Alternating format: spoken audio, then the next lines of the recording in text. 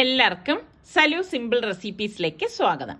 ഇന്ന് നമുക്ക് സോഫ്റ്റ് ആയിട്ടുള്ള ഒരു അപ്പം എങ്ങനെയാണ് തയ്യാറാക്കുന്നതെന്ന് നോക്കാം. അപ്പൊ അതിനു വേണ്ടി കഴുകി ഉണക്കി വെച്ചിരിക്കുന്ന പച്ചരി ഞാനിവിടെ 2 കപ്പ് ഒരു ബൗളിലേക്ക് ഇട്ട് കൊടുക്കാണ്. ഇതോടൊപ്പം തന്നെ 1 കപ്പ് തേങ്ങയും 1 കപ്പ് ചോറും കൂടി ചേർത്ത് കൊടുക്കാം. പിന്നെ നമുക്ക് വേണ്ടത് ഇൻസ്റ്റന്റ് ഈസ്റ്റ് ആണ്. ഞാനിവിടെ 1 ടീസ്പൂൺ ഇൻസ്റ്റന്റ് ഈസ്റ്റും കൂടി ചേർത്ത് കൊടുക്കാണ്. ഇതോടൊപ്പം തന്നെ 1 ടേബിൾ സ്പൂണോളം പഞ്ചസാരയും ഏകദേശം 2 കപ്പ് വെള്ളം, ഞാനിവിടെ പച്ചവെള്ളമാണ് എടുത്തിരിക്കുന്നത്, അതും കൂടി ഇതിലേക്ക് ഒഴിച്ചു കൊടുക്കാം. പിന്നെ നമുക്ക് ഉപ്പ് വേണം, പാകത്തിനുള്ള ഉപ്പും കൂടി ഇതിലേക്ക് ഇട്ടിട്ട് ഇതൊന്ന് മിക്സ് ചെയ്തെടുക്കാൻ. ജസ്റ്റ് ഇതുപോലെ ഒന്ന് മിക്സ് ചെയ്തെടുത്ത ശേഷം നമുക്ക് ഒരു അരമണിക്കൂർ ഞാനിപ്പം അടച്ച് മാറ്റി വെക്കാണ്. അപ്പൊ ഞാന് അരമണിക്കൂറിന് വെച്ച സംഭവം ഇപ്പൊ ഏകദേശം 1 മണിക്കൂറായി കേട്ടോ. അപ്പൊ ഞാൻ ഇതൊന്ന് ഇളക്കി എടുക്കണം, കാരണം ഇതിനിടയിൽ കുറച്ച് പണികളൊക്കെ ഉണ്ടായിരുന്നു. അത് കഴിഞ്ഞിട്ടാണ് പിന്നെ ഞാൻ കിച്ചണിലേക്ക് വന്നത്. അപ്പൊ ഇത് മിക്സിയുടെ ജാറിലേക്ക് ഇട്ട് കൊടുത്തിട്ട് ഞാനിവിടെ ഒരു 1/2 കപ്പ് വെള്ളം എടുത്തിട്ടുണ്ട്. അപ്പൊ നമുക്ക് നോക്കണം കേട്ടോ, വെള്ളം കുറേശ്ശെ ഒഴിച്ചിട്ട് ഇതൊന്ന് അടിച്ചെടുക്കാം.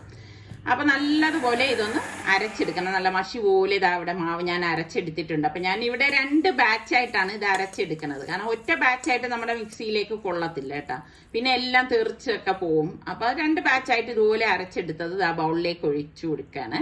ഒഴിച്ചു കൊടുത്തിട്ട് ഞാൻ ഇനി ഒരു 10-12 മിനിറ്റ് ഇതൊന്ന് മാറ്റി വെക്കുവേ.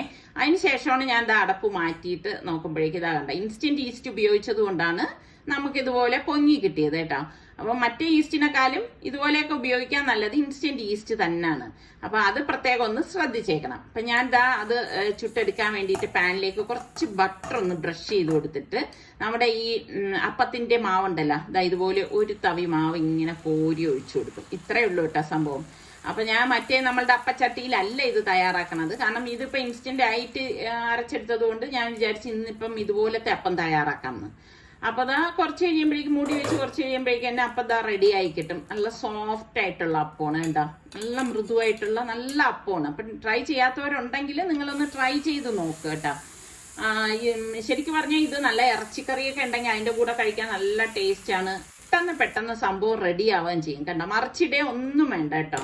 അപ്പൊ നല്ല ചൂടായിട്ട് കഴിക്കാനാണ് ഇത് ടേസ്റ്റ് കൂടുതൽ. എനിക്കാണെങ്കിൽ ഇങ്ങനെയാണ്, ഞാൻ പലഹാരം ഉണ്ടാക്കാൻ നിന്ന് കഴിഞ്ഞാൽ ചൂടോടുകൂടി കഴിക്കണം എന്ന് നിർബന്ധം പിടിക്കുന്ന ആളാണ്. കാരണം നമുക്ക് ആഹാരത്തിന് ടേസ്റ്റ് കിട്ടണമെങ്കിൽ ഏത് ആഹാരമാണെങ്കിലും നമ്മൾ ചൂടോടുകൂടി തന്നെ കഴിച്ചാലേ നമുക്കത് കിട്ടത്തുള്ളൂ. അടുത്ത നല്ല റെസിപ്പിയുമായി നമുക്ക് വീണ്ടും കാണാം. അതുവരേക്കും എല്ലാവർക്കും ബൈ.